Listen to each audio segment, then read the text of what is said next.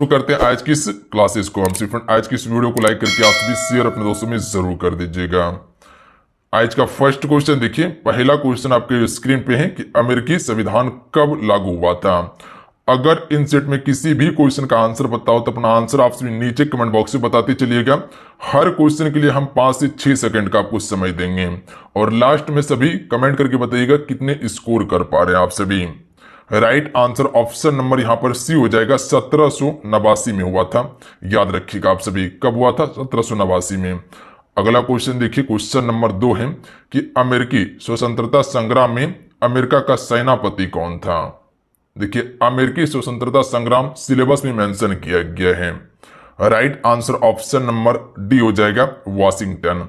आगे चलकर Washington America का राष्ट्रपति बनता है, जो कि पहला राष्ट्रपति था। अगला क्वेश्चन देखिए, क्वेश्चन नंबर 3 है कि रूसी निकोलस द्वितीय ने अपना त्यागपत्र कब दिया। तो correct answer option number B हो जाएगा, 2 मार्च 1917 को दिया था। कब दिया था? 2 मार्च 1917 को। ऑप्शन में बी करेक्ट आंसर होगा। अगला क्वेश्चन देख लीजिएगा, क्वेश्चन नंबर 4 है कि कैथोड किरणें पर आवेशित प्राकृतिक होती हैं। कैथोड किरणें जो है इस पर आवेशित प्राकृतिक जो होती है वो किस प्रकार की होती है? ऋण होती है, यानी कि ऋणात्मक होती है। ऑप्शन में सी राइट आंसर होगा, ऋणात्मक होती है, ऋण होगा। अगला है, रूसी बोल्शेविक पार्टी का नेता कौन था। चलिए क्वेश्चन 5 का आपसे राइट आंसर बताएंगे। रूसी बोल्शेविक पार्टी का नेता कौन था? तो राइट आंसर ऑप्शन में हो जाएगा लेनिन। याद रखिएगा आप सभी, कौन था? लेनिन था। अगला क्वेश्चन देख लीजिएगा, क्वेश्चन नंबर 6 है, इलेक्ट्रॉन का सापेक्ष आवेश क्या है। देखिए, इसी प्रकार का क्वेश्चन आपके पेपर में पूछा जाएगा।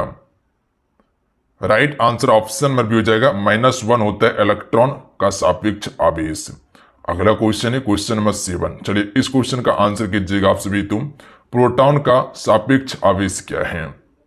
तो प्रोटॉन का जो होता है +1 होता है।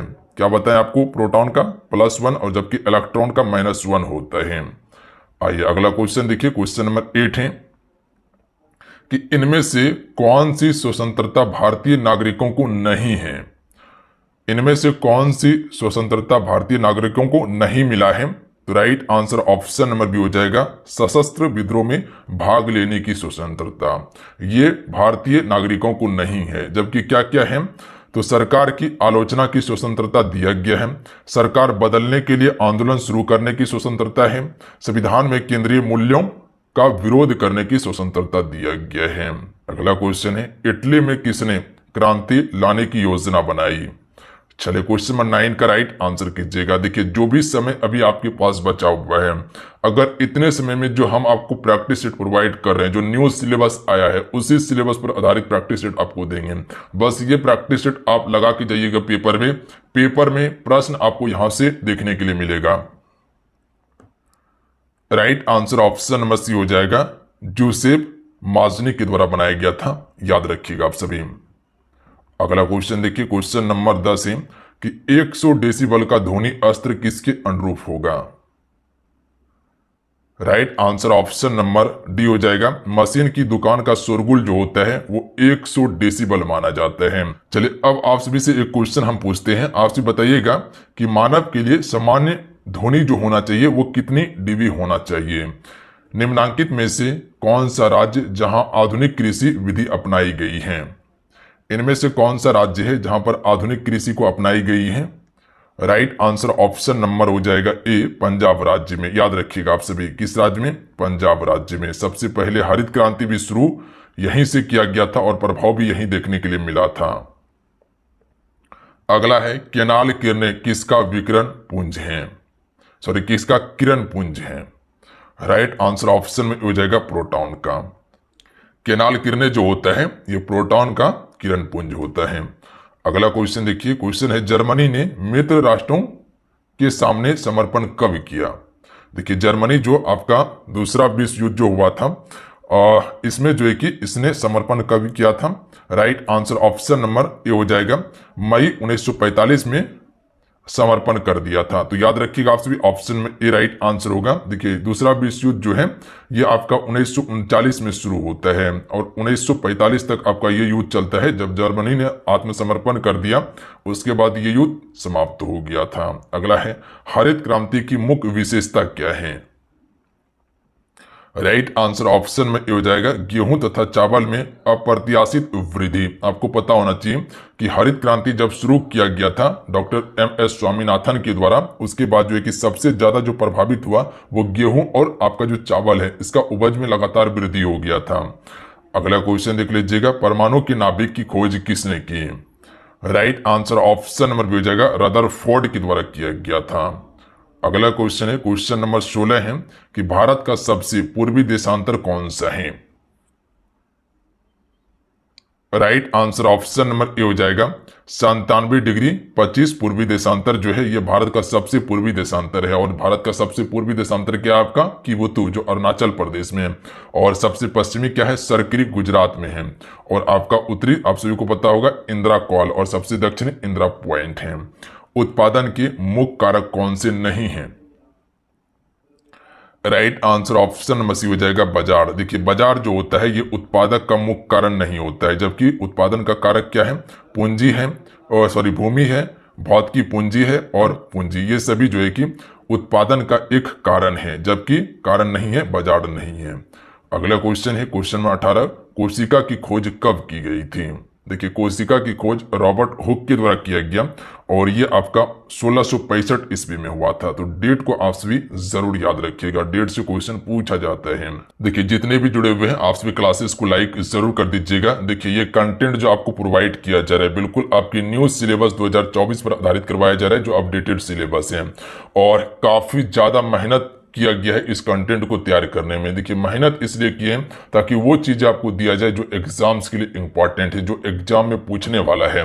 तो आप सभी को लगता है कि अगर हाँ मेरे लिए मेहनत किया गया तो एक लाइक आप सभी जरूर कर दीजिएगा और चैनल को सब्सक्राइब करने बाद घंटी को प्रेस कर लीजिएगा आप सभी। अन्नपूर्णा प्रणाली कब लागू की गई थी? राइट आंसर ऑप्शन में डी हो जाएगा 2000 ईस्वी में। याद रखिएगा अन्नपूर्णा प्रणाली 2000 ईस्वी में लागू की गई थी। मोस्ट इंपॉर्टेंट क्वेश्चन है। अगला है, उत्तरांचल, उत्तर प्रदेश, बिहार, पश्चिम बंगाल, सिक्किम की सीमाएं किस देश को छूती हैं?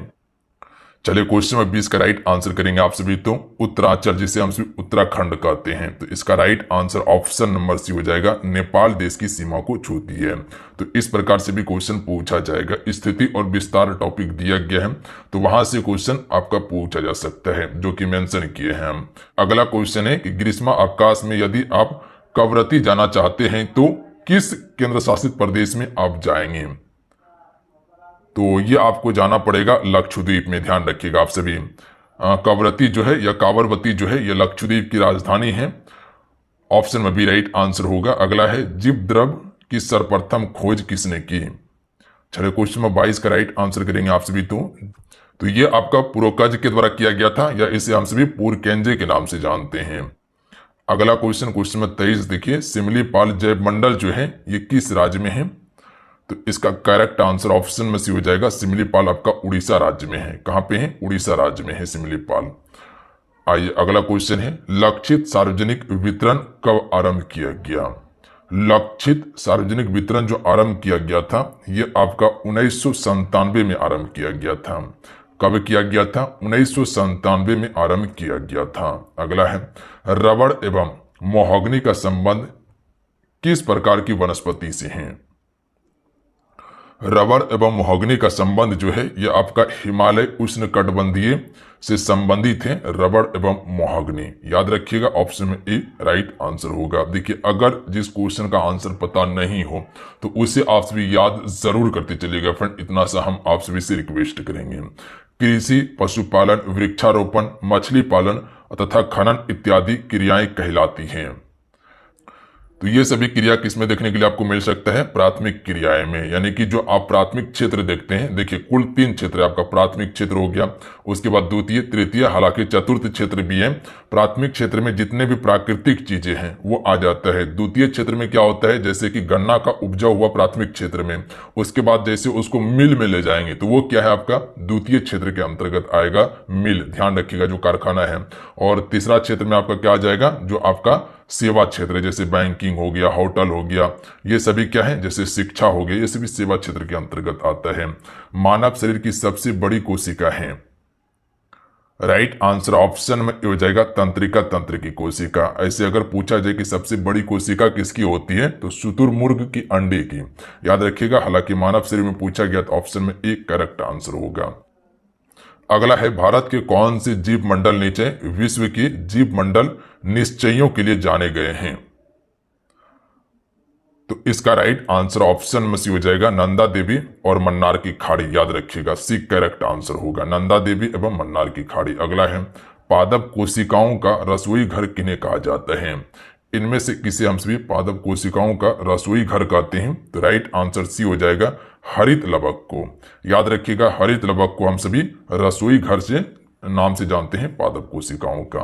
अगला क्वेश्चन देखिए जो मोस्ट इंपॉर्टेंट है, पीडीएस का पूर्ण रूप क्या है? पीडीएस का पूर्ण रूप क्या है? राइट आंसर सी हो जाएगा सार्वजनिक वितरण प्रणाली, याद रखिएगा आप सभी, सार्वजनिक वितरण प्रणाली डायरेक्ट याद रखेंगे आप सभी, और यही डायरेक्ट पूछा जाएगा। निम्नांकित में से कौन सा वृक्ष की शाखाओं के समान अपवाद प्रतिरूप प्रणाली को दर्शाता है? तो राइट आंसर सी हो जाएगा दुमाकृति, option number C correct answer होगा। क्वेश्चन को समझिएगा कि निम्नांकित में से कौन सा वृक्ष की शाखाओं के समान अपवाद प्रतिरूप प्रणाली को दर्शाता है? तो दुमाकृति दर्शाता है। आइए अगला क्वेश्चन देखिए, क्वेश्चन नंबर 32 है कि जैद और जीवाणु प्रतिरोधक वनस्पति कौन सी है?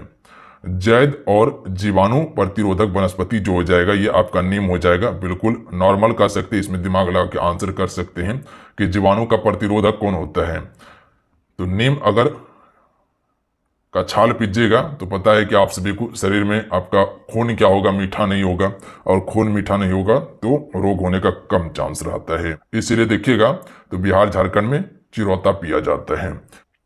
अगला क्वेश्चन देखिए, क्वेश्चन नंबर 33 है, हरित क्रांति से क्वेश्चन दिया गया है, क्या हरित क्रांति में भारत जो है कि यानी कि खाद्यान्न के मामले में आत्मनिर्भर बन गया था? बिल्कुल बन गया था। तो यहाँ पर हम हाँ कह सकते हैं, क्योंकि जब हरित क्रांति भारत में आया था तो सबसे ज्यादा जो प्रभाव पड़ा तो वो आपका खाद्यान्न वाला क्षेत्र में, जैसे गेहूं हो गया, चावल हो गया, इसके क्षेत्र में वृद्धि देखने के लिए मिला था, और इससे भारत आत्मनिर्भर बन गया था। तो ऑप्शन नंबर इसका डी राइट आंसर होगा। अगला है, पादप कोशिकाओं के सबसे बाहरी आवरण को क्या कहते हैं? जो पादप कोशिका आपसे देखते हैं, पादप मतलब क्या बोले, प्लांट के बारे में बात किया जाए तो इसके ऊपर में आपसे एक छाल देखते हैं, तो इसे हमसे कोशिका भित्ति कहते हैं, जो कि इसकी रक्षा करता है। ऊपर में कुछ भी कर दीजिएगा, डंडा मारिए, कुछ भी मारिए, कोई दिक्कत नहीं होगा। और उसके बाद कोशिका झिल्ली इसके अंदर में रहता है, जबकि आपका जंतु कोशिका में सिर्फ कोशिका झिल्ली ही पाया जाता है। तो याद रखिएगा डी करेक्ट आंसर होगा। कोशिका भित्ति जंतु कोशिका में नहीं होता। किस राज्य में वनों का क्षेत्रफल सबसे अधिक है? देखिए अगर वन का क्षेत्रफल की बात किया जाए तो एमपी में सबसे अधिक वन है, याद रखिएगा, और सबसे कम कहां पे है? हरियाणा में। हरियाणा में सबसे कम है, पर ऑप्शन में नहीं दिया गया है। तो राइट आंसर ऑप्शन के हिसाब से ये हो जाएगा नागालैंड। अगला है, एक ट्रेड यूनियन नेता ने जो 1990 में चुनाव में पोलैंड का निर्वाचन राष्ट्रपति बना था, वो कौन था जी? लेक वालेस था, ऑप्शन में भी राइट आंसर होगा। अगला क्वेश्चन है, निम्नांकित में से कौन सबसे अधिक श्रम आधारित क्षेत्र है? इनमें से कौन सा एक क्षेत्र है जिसमें सबसे अधिक कार्य किया जाता है, यानी मेहनत किया जाता है, यानी श्रम किया जाता है? तो ये आपका कृषि वाला क्षेत्र हो जाएगा। सबसे अधिक श्रम इसमें होता है, यानी कि मेहनत किया जाता है किसान के द्वारा। अगला है, एक दीर्घकालिक रोग कौन से हैं? एक दीर्घकालिक रोग जो है इनमें से कौन से हैं? राइट आंसर ऑप्शन में हो जाएगा मलेरिया। आइए अगला क्वेश्चन देख लीजिएगा, किस राज्य में भूमि सुधार के उपयोग से गरीबी कम करने में मदद मिली है? Right answer option number C हो जाएगा, पश्चिम बंगाल राज्य में। याद रखिएगा आप सभी, किस राज्य में? पश्चिम बंगाल राज्य में। आइए अगला क्वेश्चन है, एफसीआई का पूर्ण रूप क्या है? मोस्ट इंपॉर्टेंट क्वेश्चन है, बताइएगा आप सभी। एफसीआई का पूर्ण रूप क्या है? तो राइट आंसर सी हो जाएगा, खाद्य सुरक्षा विभाग। याद रखिएगा आप सभी, खाद्य सुरक्षा विभाग। हिंदी में डायरेक्ट इसी प्रकार से क्वेश्चन पूछा जाएगा। निम्नांकित में से कौन सा देश लोकतांत्रिक देश है? इनमें से कौन सा देश जो है एक लोकतांत्रिक देश है? तो संयुक्त राज्य अमेरिका एक लोकतांत्रिक देश है। पाकिस्तान और जिम्बाब्वे ये लोकतांत्रिक देश नहीं है। अगला क्वेश्चन है, पेचिश रोग का कारण क्या है? यानी कि किसके कारण से पेचिश रोग होता है? देखिए, ना जीवाणु, कवक, विषाणु ये सभी से नहीं होता है पेचिश रोग, ये परजीवी के कारण होता है। याद रखिएगा आप सभी, किसके कारण? परजीवी के कारण होता है। Option number D right answer होगा। अगला क्वेश्चन देखिए, क्वेश्चन नंबर 43 है कि इनमें से कौन से मौलिक अधिकारों की उपयोग का उदाहरण नहीं है? यानी कि इनमें से कौन सा एक मौलिक अधिकार का उपयोग का उदाहरण नहीं है? राइट आंसर क्या हो जाएगा इसका? ऑप्शन नंबर सी, बच्चों द्वारा माँ बाप की संपत्ति विरासत को पाना, ये मौलिक अधिकार आपका नहीं है। यानी कि बच्चों के द्वारा जो माँ बाप का संपत्ति होता है, जो विरासत होता है, इसको पाना ये मौलिक अधिकार नहीं है आपका। है क्या क्या? बिहार के मजदूर का पंजाब के खेत में काम करना, ये आपका मौलिक अधिकार है। ईसाई मशीनों द्वारा मशीनरी स्कूल की श्रृंखला चलाना, ये भी है। सरकारी नौकरी में औरत और मर्द को समान वेतन मिलना, ये भी आपका एक मौलिक अधिकार के अंतर्गत आता है। अगला है, लोकसभा के लिए अनुसूचित जाति के लिए कितने सीटें आरक्षित हैं?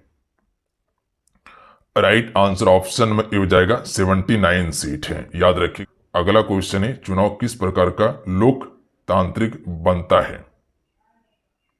चुनाव किस प्रकार का लोकतांत्रिक बनता है? ये सभी प्रकार का, यानी कि चयन का अधिकार का, चयन की स्वतंत्रता एवं निष्पक्ष चुनाव का बनता है। तो option number D right answer होगा। अगला है, भारत में प्रत्येक मतदाता को कितने मत डालने का अधिकार है? तो देखिए, भारत के प्रत्येक मतदाता को मात्र में एक ही मत डालने का अधिकार है। अभी जैसे लोकसभा का चुनाव हुआ तो उसमें सिर्फ आप एक ही मत डाल सकते हैं। ऐसा नहीं कि आप 2-4 मत जाके डाल दीजिएगा, ऐसा नहीं होता है। उसे हम सभी क्या कहेंगे? बोकस कहेंगे। अगला है, किस प्रकार की जनसंख्या अर्थव्यवस्था की परिसंपत्ति है? यानी कि इनमें से किस प्रकार की जनसंख्या जो है वो अर्थव्यवस्था की एक परिसंपत्ति मानी जाती है? राइट आंसर ऑप्शन नंबर क्या हो जाएगा? ए, शिक्षित एवं स्वस्थ जनसंख्या जो है ये अर्थव्यवस्था की परिसंपत्ति मानी जाती है। अगला क्वेश्चन है, चलिए इस क्वेश्चन का आंसर कीजिएगा। बीपीएल कार्ड किसको दिया जाता है? राइट आंसर ऑप्शन में हो जाएगा, निर्धनों में भी जो निर्धन लोग होते हैं उसको बीपीएल कार्ड दिया जाता है। निर्धनों में जो निर्धन होते हैं। अगला है, मानव पूंजी किसका घोतक है? मानव पूंजी जो है ये किसका घोतक है? निपुणता एवं उत्पादक ज्ञान भंडारण का घोतक है मानव पूंजी। ऑप्शन में बी राइट आंसर है। अगला है, भारत में बेरोजगारी अधिक होने का मुख्य कारण क्या है? भारत में जो बेरोजगारी सबसे अधिक आपको देखने के लिए मिलता है, ये कारण क्या है? अशिक्षा है, अस्वास्थ्य है और गरीबी, ये सभी मुख्य कारण है बेरोजगारी का भारत में। तो डी करेक्ट आंसर होगा। अगला है कि भारत के किस राज्य की न्यूनतम प्रति व्यक्ति आय है? देखिए, यहां पर अगर क्वेश्चन पूछा जाए कि अधिकतम किस राज्य का है तो वो गोवा राज्य का है। याद रखिएगा, गोवा का अधिकतम है, जबकि न्यूनतम की बात किया जाए तो ये आपका बिहार राज्य का हो जाएगा। दोनों फैक्ट को याद रखिएगा। अगला है, बफर स्टॉक क्या है? बफर स्टॉक क्या है? राइट आंसर ऑप्शन में हो जाएगा, सरकार के द्वारा अधिप्राप्त अनाज का भंडार, ये जो है कि बफर स्टॉक है। ऑप्शन में ए राइट आंसर होगा। याद रखिएगा, ऐसा ही क्वेश्चन आपके पेपर में पूछा जाएगा। अमेरिका के प्रथम राष्ट्रपति कौन थे? तो जैसे कि आपको बताए थे कि अमेरिका का पहला राष्ट्रपति जॉर्ज वॉशिंगटन बनता है, यानी कि ए राइट आंसर हो जाएगा। सप्तवर्षीय युद्ध किन दो देशों के बीच हुआ था? तो देखिए, सप्तवर्षीय युद्ध जो हुआ था ये आपका ब्रिटेन और फ्रांस के बीच में हुआ था, यानी कि option number C right answer हो जाएगा। तो चलिए, आज कितना है? आज की सेट में कुल हम सभी 54 क्वेश्चन कंप्लीट किए हैं, जिसमें कि आपको